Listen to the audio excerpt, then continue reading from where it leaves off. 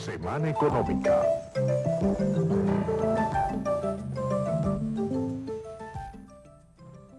Bien, entramos en la segunda y última parte del programa Semana Económica y seguimos aquí con el economista Franklin Vázquez analizando las implicaciones de estos reajustes de precios, posible causa, no justificación, según la posición de Franklin en la mayoría de otros casos. Y recuérdense que al final tenemos el comentario de cierre de orientación tributaria a cargo de Remberto Díaz Núñez. Decíamos, Franklin, entonces que en lo que son los factores que podrían explicar un cambio en las tasas de interés, que de hecho en nuestro caso están liberalizadas. Lo que nosotros hemos visto como reajuste de tasas son las tasas llamadas de política monetaria, que si bien es cierto, no son las tasas del mercado, pero mandan señal al mercado. Yo te decía, y tú no lo aceptas, por claro, que después de un crecimiento de un 7.8 de la economía dominicana, más allá, más del doble de lo que se previó en un principio, ¿no?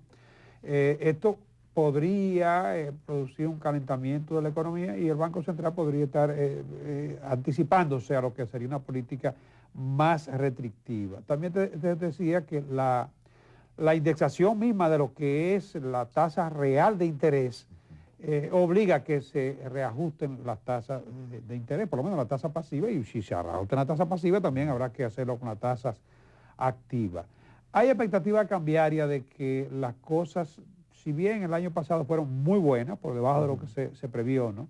Pero de que este año podría incrementarse, deslizarse el tipo de cambio, y además está la amenaza permanente de los precios del petróleo, que ya va por encima de los 90. Eso es más que la media del año. Claro, está comenzando el año. Como consecuencia de la ola de frío, de un problema con un oleoducto en Alaska, de reducción coyuntural, si tú quieres, en lo que son los inventarios y del debilitamiento del dólar. Entonces, si tú juntas todo este contexto, ¿no?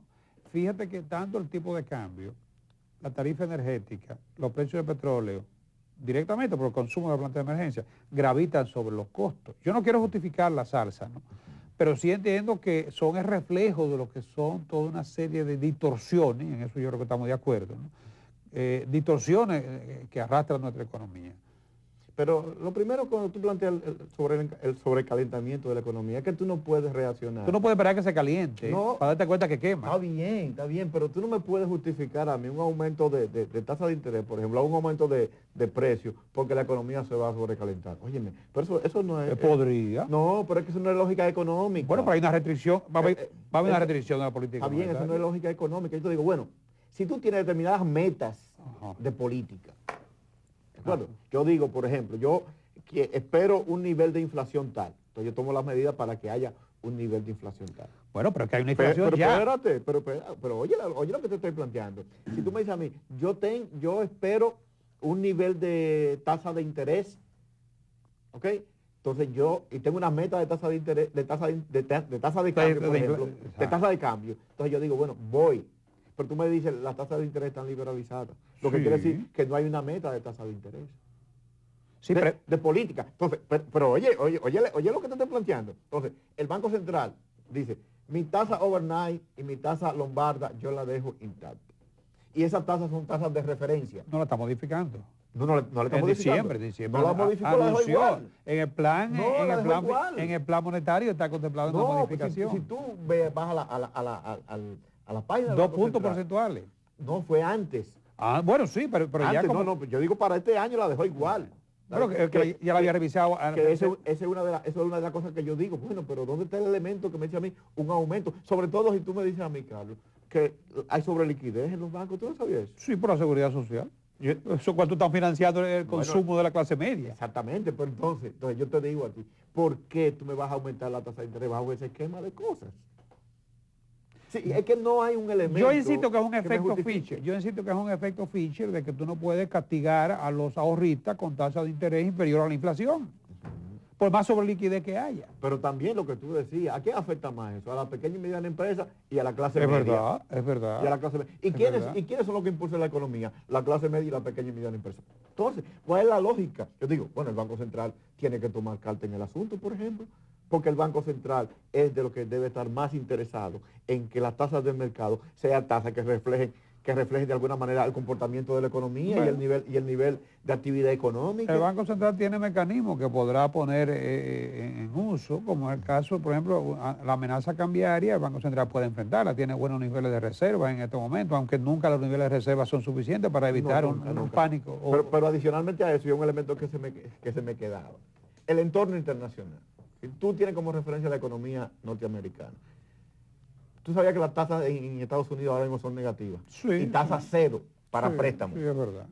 Pero ¿qué busca eso? Eso busca un relanzamiento de la economía. Sí, pero la demanda de dólares no necesariamente se basa en la diferencia de tasas. No, lo que muchas veces hay un efecto protección. No, lo que yo te estoy diciendo y nosotros normalmente siempre estamos comparándonos con las mejores prácticas, comparando con el entorno internacional. Sí. Si nos comparamos ahí, si nos comparamos con eso, y yo en mi artículo de esta semana en el listín decía, Obama dispuso 30 mil millones de dólares para la pequeña y mediana empresa, a tasa asequible, casi tasa cero. ¿Para qué? Para relanzar la economía. Entonces, una economía como la dominicana, ¿qué es lo que necesita? Un relanzamiento, y un relanzamiento implica disminución de tasas para provocar que haya una demanda de dinero para fines de inversión. Igual que la clase media. ¿Quién compra apartamentos en este país? La clase media. No, es que los precios no son para el sector. Entonces, ¿pero qué es lo que tú tienes que hacer? Tú lo que tienes que hacer entonces que haya un flujo de recursos para que esa clase media siga invirtiendo en compra de bienes inmuebles. A propósito, Frank, vamos a hacer un llamado para que el Congreso se aboque a aprobar la ley que crea el mercado hipotecario y fideicomiso, porque eso sería un instrumento que va a facilitar la regulación, la canalización de recursos y la regulación para pequeños viviendas, digamos, de bajo costo. No otorgar vivienda, sino sencillamente financiar vivienda a quienes se evalúe que pueden pagarla, porque el problema es que la seguridad social, para poder colocar esos recursos, necesita de instrumentos financieros idóneos.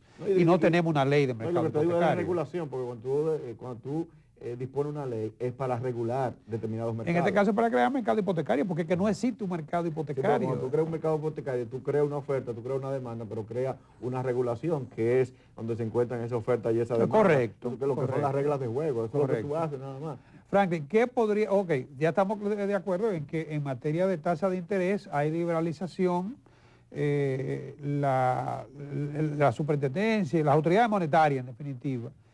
Creo que han hecho bastante, que en el caso de la superintendencia flexibilizó sus normas para facilitar el acceso al financiamiento, y en el caso del Banco Central, dentro de lo que fueron la flexibilidad, las facilidades financieras, e incluso consignaron una parte de los recursos de las facilidades específicamente para la pequeña y mediana empresa. No, inclusive para la microempresa. De hecho, hay un reglamento que se está elaborando, que no sé si ya está terminando, un reglamento para el funcionamiento del microcrédito en la República Dominicana. Una cosa que es importante y para mejorar el acceso a financiamiento. Entonces, con este aumento de tasas no me parece que vayan a...